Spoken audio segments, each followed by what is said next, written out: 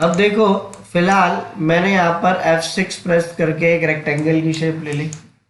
अब मेरे को इस रेक्टेंगल की शेप को मॉडिफाई करके, जैसे कि ये ट्रॉफी एक शील्ड टाइप की लेकर दिख रही है, हमें एक रेक्टेंगल को ओवरऑल मॉडिफाई करके इस तरीके से चेंज करना है या कुछ और।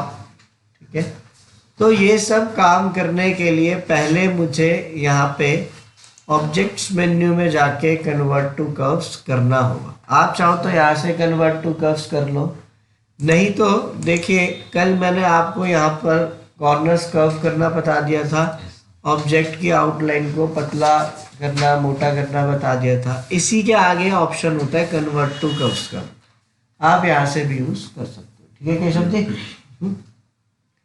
किसी भी बेसिक शेप में कुछ भी बदलाव करने के लिए आपको पहले इस ऑप्शन का यूज करना कंपलसरी है। जब तक आप कन्वर्ट टू कर्व्स नहीं करोगे आप किसी भी बेसिक शेप में कुछ भी एडिटिंग नहीं कर सकते। जैसे अगर मेरे को स्कूटी बाइक कार कुछ भी चलानी तो पहले चाबी से उसका लॉक खोलना पड़ेगा।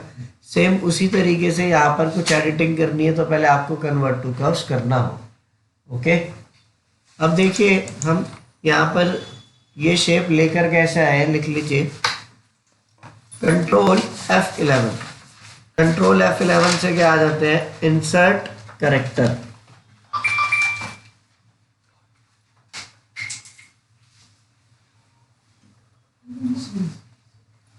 ठीक है, नितिन भाई आप आगे हो। फिर आप इंसर्ट करेक्टर करने के बाद यहाँ पर इसके सेटिंग्स में जाना और यहाँ से जाके आप ले लेना वेबडिंग्स फॉन्ट, लिख लो।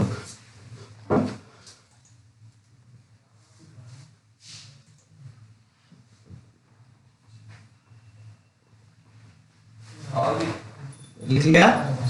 वेबडिंग वाले फॉन्ट के अंदर हमारे पास ना मल्टीपल शेप्स लेकर आ जाएंगे, जिसको आप अपने पास यहाँ पर कोई सी भी एक शेप फिलहाल सेलेक्ट कर लो और उसी के ऊपर लेकर बनाना स्टार्ट करो। अब आप लोग सोचोगे कि ये शेप्स तो यहाँ पर ऑलरेडी बनी बनाई है तो हम इनको फिर से रिक्रिएट क्यों कर रहे हैं, क्यों बना रहे हैं।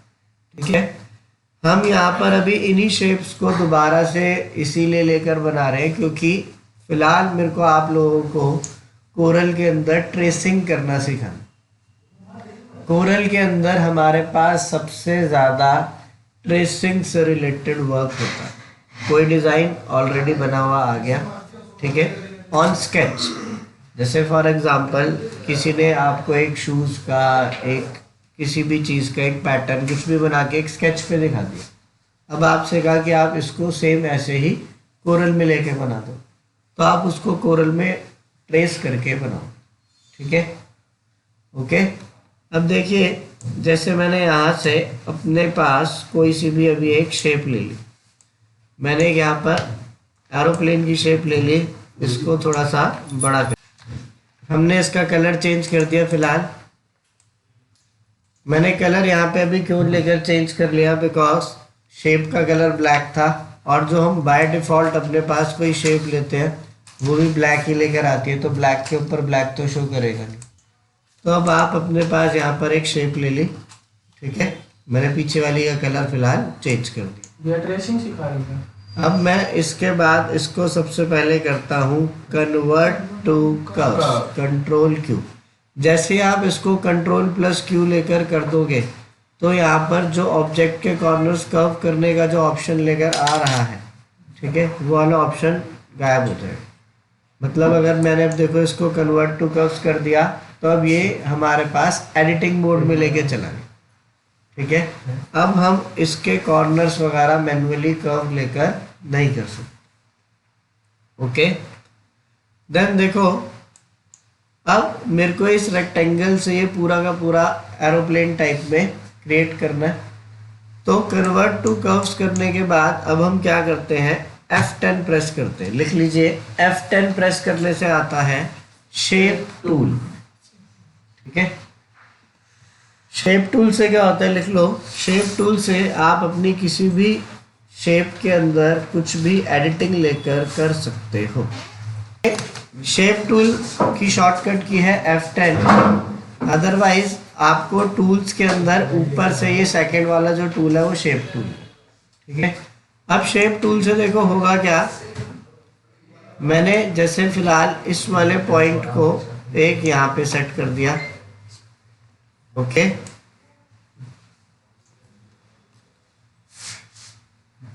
इस वाले पॉइंट को एक इधर लेकर के बड़ा एडजस्ट,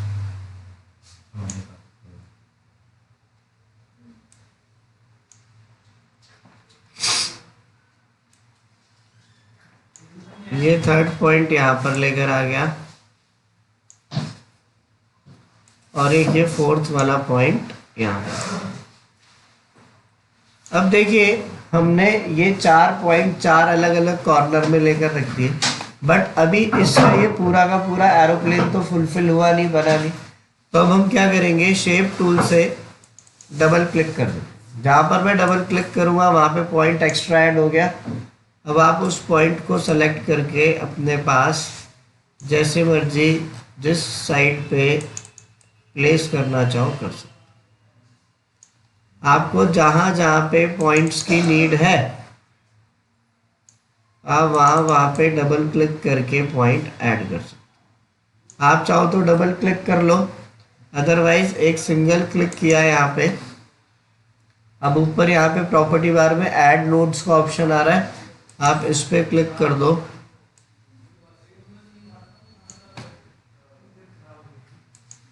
ठीक है।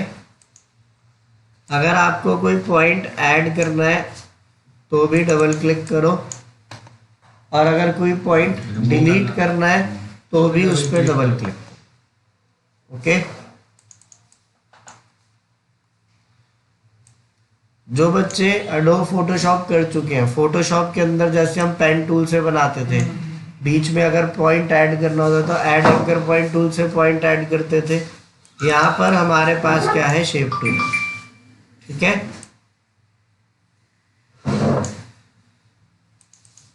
अब देखिए 1 बाय 1 हमारे पास यहाँ पे पॉइंट लेकर ऐड हो रहा है।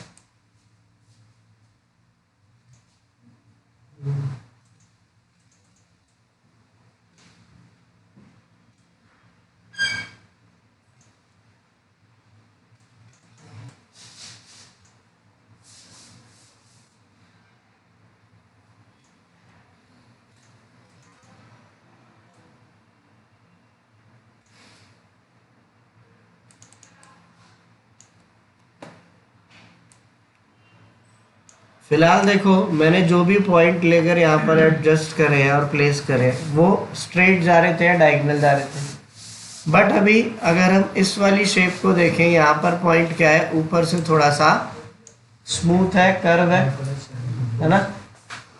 अब मेरे को अपने इस पॉइंट को यहाँ से यूं कर्व लेकर करना है। तो जब आपको किसी चीज़ को कर्व करना है, आप अपने पॉइंट को सेलेक्ट करो, राइट क्लिक करो, टू कर्व। अब जैसे ही हमने यहाँ पे देखिए टू कर्व का ऑप्शन पे क्लिक करा, हमारे पास यहाँ पर 2 सपोर्टिंग एजेस आ गए, है ना। आप यहाँ से अब इनको सेलेक्ट करके कर्व कर सकते हो, ओके।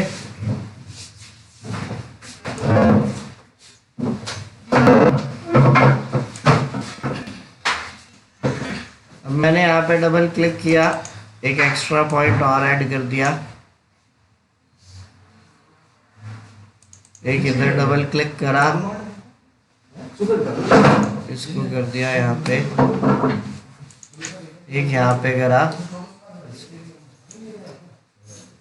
हो गया, ठीक है। फिर मैंने पिक टूल पे क्लिक कर दिया। पिक टूल की शॉर्टकट की लिख लो क्या होती है, कंट्रोल बैकस्पेस। पिक टूल की शॉर्टकट की क्या है, कंट्रोल बैकस्पेस।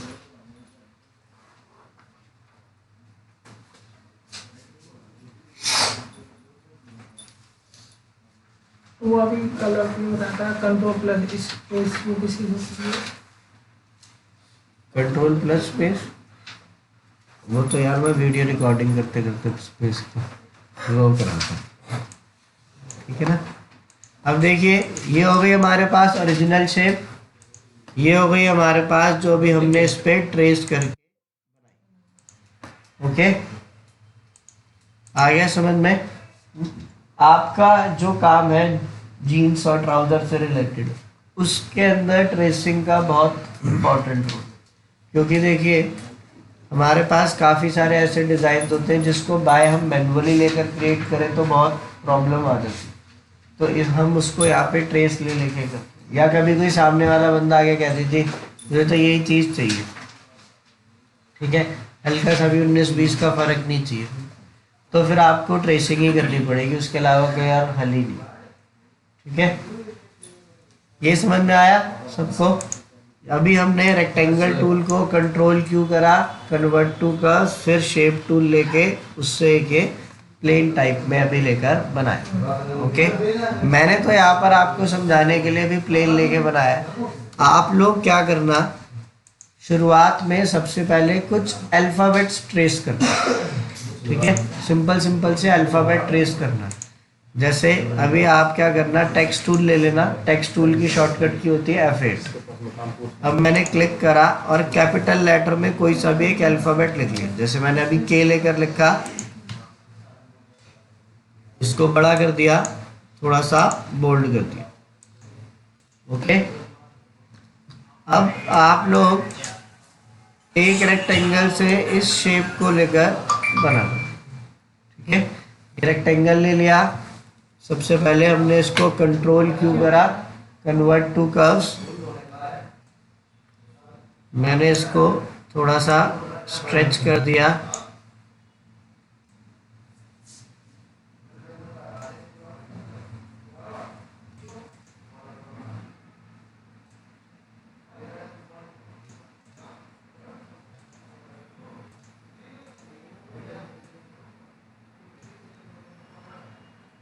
अब इसके बाद शेप टूल लेके आप यहाँ पे इसको एडजस्ट करते चलो। मैंने डबल क्लिक कर दिया, एक पॉइंट ऐड हो गया।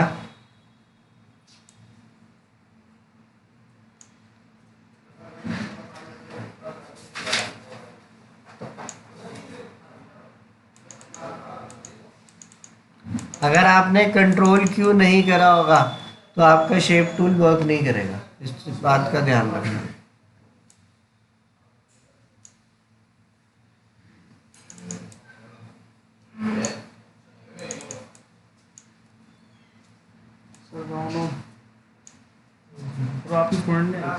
वो देखो मेरी पकड़ ले।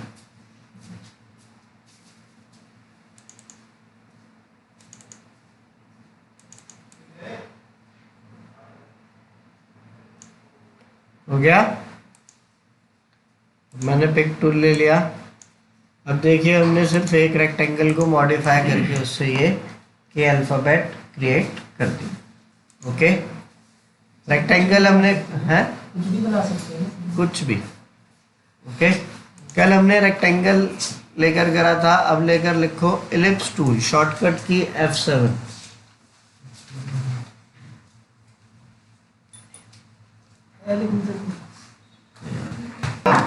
इलिप्स के अंदर हमारे पास 3 ऑप्शन होते हैं, पहला तो इलिप्स ही हो गया, ठीक है, मैंने अब इसका प्लस का बटन प्रेस करा, कॉपी कर दी।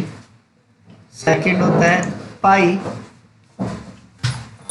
तीसरा होता है आर्क, ठीक है।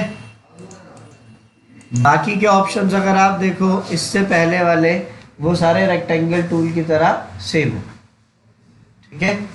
जो रेक्टेंगल के अंदर थे एक्स एक्सिस वाई एक्सिस छोटा बड़ा करने के लिए मिरर, हॉरिजॉन्टल मिरर, वर्टिकल, वही वाले सारे ऑप्शन इसमें भी। अब देखिए मैंने इलिप्स के अंदर अगर कलर करा, इसमें कलर हो गया, पाई के अंदर कलर कर रहा हूँ, इसमें भी हो रहा है, बट आर्क के अंदर जब मैं कलर कर रहा हूँ तो इसमें कलर अभी नहीं हो रहा। आर्क में कलर अभी इसलिए नहीं हो रहा बिकॉज ये शेप अभी हमारे पास पूरी ओपन है, ठीक है। आप लोग ध्यान रखिएगा, अगर कोरल के अंदर हल्की सी भी शेप कहीं से ओपन लेकर हुई तो उसके अंदर डायरेक्टली कलर फिल नहीं होगा। ओके, डायरेक्टली तो कलर फिल नहीं होगा, बट एक ऐसा तरीका है कि जिससे आप अपने पास किसी ओपन शेप के अंदर भी कलर कर सकते हो। ठीक है, तो लिखो, अगर आपको किसी ओपन शेप में कलर करना है तो वो हम कैसे लेकर करेंगे। ठीक है, ओपन शेप में कलर करने के लिए हम क्या करते हैं, मैं यहाँ पर लिख देता हूँ, आप लोग लिख लो। सबसे पहले हम लोग टूल्स मेन्यू में जाएंगे, फिर ऑप्शंस पे क्लिक करेंगे, फिर डॉक्यूमेंट में जनरल के अंदर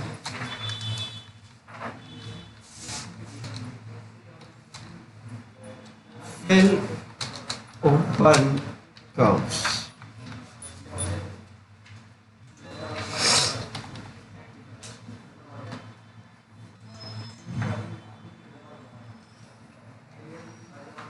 लिख लिया, लिखा रूपा। हाँ सर।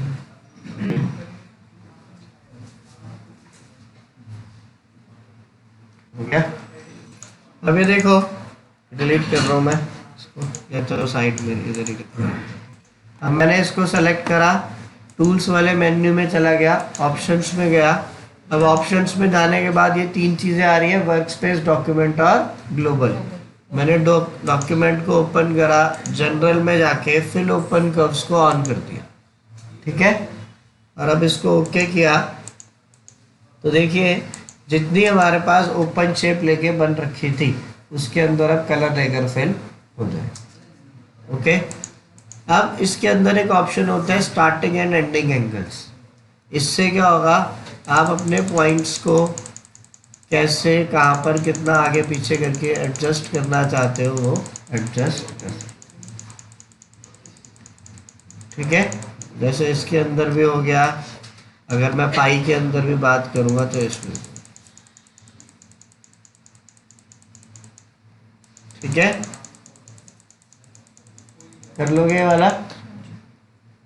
अब मैंने आप लोगों को कल एक ऑप्शन के लिए थोड़ा सा स्पेस छुड़वाया था और वो ऑप्शन बताया नहीं था, वो था नज डिस्टेंस, है ना।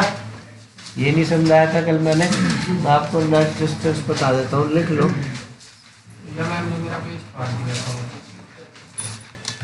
अब देखिए मैंने यहाँ पे रेक्टेंगल की शेप बनाई। ओके, फिर मैंने इसी रेक्टेंगल की कॉपी करी, प्लस का बटन प्रेस करा, इसी के ऊपर कॉपी पेस्ट हो गया। अब मैंने इसको माउस से उठा के यहाँ से यहाँ रख दिया। ओके, अब मुझसे किसी ने कहा कि मुझे इसके सेंटर से इसके सेंटर तक का गैप 2 इंच चाहिए। ठीक है, अब मैंने तो उठा के बाय मैनुअली यहाँ पर रख दिया।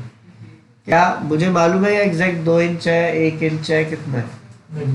अभी तो हमने आइडिया लेकर उठा के इसको इधर प्लेस कर दिया। ठीक है, बट जब आप कभी भी कुछ काम करोगे तो उसके अंदर आइडिया नहीं चलेगा, उसमें आपके पास बिल्कुल एक्यूरेट साइज ही चाहिए। अगर आपको किसी ने कहा कि विजिटिंग कार्ड का डिज़ाइन चाहिए तो आप विजिटिंग कार्ड को विजिटिंग कार्ड के साइज़ का ही बनाओगे, आप उसको किसी बैनर के या पोस्टर के साइज़ का नहीं बना सकते। ओके, अब मैंने फ़िलहाल इसको यहाँ पर डिलीट करा। मुझे 2 ऑब्जेक्ट्स के सेंटर टू सेंटर का गैप 2 इंच, 3 इंच कुछ भी चाहिए, जितना भी आपको गैप लेकर चाहिए आप वो वैल्यू यहाँ लेकर लिख। ठीक है, मैंने यहाँ पे जैसे अभी 3 इंचेस कर दिया। ओके, अब एक ये शेप लेके बनाई। ठीक है, फिर मैंने प्लस का बटन प्रेस करा, कॉपी पेस्ट हो गया इसी के ऊपर। अब देखो कीबोर्ड में हमारे पास left, right, up, down 4 arrows आते हैं। आपको जिस डायरेक्शन में मूव लेकर करना है अपना ऑब्जेक्ट, आप उधर की तरफ का एरो प्रेस कर दो। ठीक है केशव जी, अब मैंने राइट साइड की तरफ चाहिए था तो मैंने फिलहाल अभी राइट साइड वाला एरो प्रेस कर दिया। अब इसके सेंटर से इसके सेंटर तक का एग्जैक्ट गैप 3 इंचेस है। ठीक है, फिर भी अगर कोई कहता है कि जी हमारे को चेक करके दिखाओ कि ये 2 इंचेस है या 3 इंचेस, जो भी है, तो अब आप वो भी लेकर यहाँ पे कर सकते हो। हमारे पास एक टूल होता है यहाँ पे, डायमेंशन टूल। ठीक है, मैं डायमेंशन टूल पर आया, मैंने डायमेंशन टूल के अंदर से टूल को सेलेक्ट कर लिया। अब देख रहे हो बीच में सेंटर लिखा हुआ है। ठीक है, मैंने यहाँ पर सेंटर पे लेफ्ट क्लिक प्रेस करके रखा और अब इसके सेंटर पे ले जाके छोड़ दिया। एग्जैक्ट कितना हो गया? 3। ठीक है, मतलब अभी आपने जो भी काम लेकर यहाँ पर कर रखा है वो बिल्कुल परफेक्ट। ठीक है, मैं एक बारी फिर से करके दिखा रहा हूँ। हमने क्या करा, सबसे पहले नज डिस्टेंस की वैल्यू को चेंज कर दो। चाहे आप ऑब्जेक्ट पहले बना लो चाहे बाद में बना लो, बट इसकी वैल्यू आपको प्रॉपर्टी बार के अंदर मिलेगी। ठीक है, काफ़ी लोग क्या हो जाते हैं, परेशान हो जाते हैं कि सर हमारे को नज डिस्टेंस का ऑप्शन नहीं मिल रहा। वो इसलिए नहीं मिलता क्योंकि वो लोग क्या करते हैं, ऑब्जेक्ट को सेलेक्ट करके रखते हैं, और ऑब्जेक्ट को जब आप सेलेक्ट करोगे तो प्रॉपर्टी बार में किसकी सेटिंग्स आएंगी? उसी ऑब्जेक्ट की। ठीक है, जबकि नज डिस्टेंस का ऑप्शन किस में आ रहा है? पेज की प्रॉपर्टी बार में। तो आपको सबसे पहले नज डिस्टेंस की वैल्यू लेकर लिख दी, फिर जो शेप है उस शेप को लेकर आपने यहाँ पे एक बना लिया, प्लस का बटन प्रेस करा, कॉपी लेकर हो गई। अब आपको कीबोर्ड में जिस डायरेक्शन में मूव करना है आप उधर की तरफ का एरो प्रेस करो। ठीक है, देन आप यहाँ पर टेक्स्ट टूल के नीचे ही होता है डायमेंशन टूल, इसमें से ले लो हॉरिजॉन्टल वर्टिकल डायमेंशन। यहाँ पर लेकर आए, बीच में सेंटर आ रहा है लिखा हुआ, और अब मैंने इसको यहाँ से इसके सेंटर तक लाके हो गया। कर लोगे ये वाला सब लोग? एक छोटा सा ऑप्शन और लेकर लिखो। बेस्ट डिस्टेंस अब समझ में आ गया सबको? अब देखिए, फिलहाल अगर हम कुछ भी टेक्स्ट लेकर लिखते हैं, जैसे मैंने यहाँ लेकर लिखा Corel Draw, Photoshop, page maker, मैंने यहाँ पे कुछ सॉफ्टवेयर्स के नेम लेकर लिखे। अभी ये टेक्स्ट बिल्कुल स्ट्रेट लिखा जा रहा है ना? हमें क्या चाहिए कि ये टेक्स्ट स्ट्रेट ना आके थोड़ा सा राउंड टाइप में लेके चले। जैसे देखो, मैं आपको कुछ लोगो टाइप में लेकर दिखाता हूँ। आप में से कितने बच्चों ने BMW का लोगो देखा है?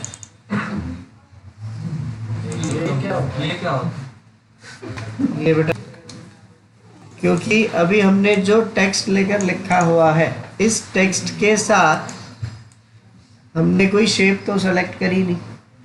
अब जैसे देखो, फिलहाल ये टेक्स्ट जो स्ट्रेट लेकर आ रहा है, मुझे क्या चाहिए कि ये टेक्स्ट इस शेप के ऊपर प्लेस लेकर हो जाए।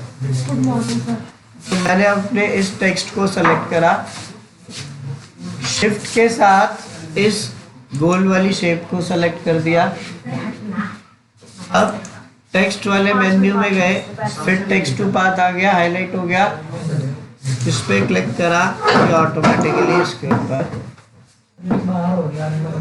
अगर आपको ये इनसाइड लेकर चाहिए तो आप देखो यहाँ से इसको अंदर की तरफ, ठीक है।